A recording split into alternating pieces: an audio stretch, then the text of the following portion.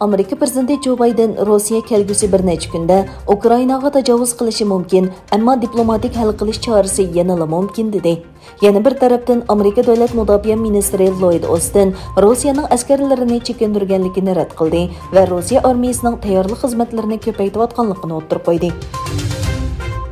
Xitoyning Hong Kong alohida ma'muriy rayonida Xitoy virusining ko'payishi sababidan doktorxonalarning sig'imi chekka yetdi. Shahardagi bir qism hukumat doktorxonalarida bemorlar piyodalar yo'li va sirtqi o'rnatilgan chedirlarda davolanishga boshladi. Angliya chet ellik mablag' solg'uvchilarning Angliyada turishiga ruxsat qilingan oltin viza iltimosini to'xtatdi. Rossiyadan kelgan andishalar bu qarorning sababi sifatida ko'rsatildi. Oltin viza deb atalgan birinchi darajalik mablag' solg'uvchilar viza iltimos qiluvchining Angliyada turishiga yo'l ochadi. Viza iltimosi uchun eng oz bo'lganda 2 million fond sterling mablag' selish talab qilingan.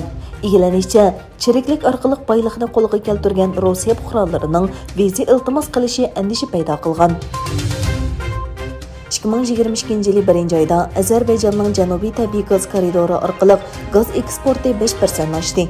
Azerbaycan Davlat Istatistika institutining sonliq ma'lumotiga asoslanganda 1 ayda gaz eksportining 45,8% Kabo Tbilisi Erzurum liniyasi orqali yetkazilgan bo'lib, bu liniyadan 1 milliard 683 million kub metr gaz eksport qilingan.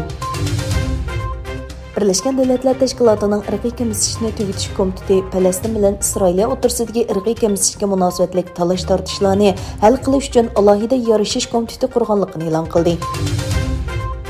Ukraina Tashqi ishlar ministri Dmytro Kuleba va Angliya Tashqi ishlar ministri Liz Truss Kiyevda birlashma muxbirlarni kutib olish yig'ini o'tkazdi. Ukraina Tashqi ishlar ministri Dmytro Kuleba Angliya va Polsha bilan 3 taraf hamkorlik ittifoqi qurganligini e'lon qildi. Kuleba bu formatdagi birlashma bayonotining yaqinda e'lon qilinganligini bayon qildi. Nopozluq aql markazlaridan biri bo'lgan Atlantik kengashi doklad e'lon qilib, Dunyo bankisining bir tarmoq shirkatini Sharqiy Turkistonda hukumatning Uyg'ur va boshqa musulmon millatlarni bostirishiga ishtirok qilgan 4 Xitoy shirkatini qarz pul bilan ta'minlab, o'zining bu jihatdagi o'lchamiga xiloflik qilish bilan ayblagan.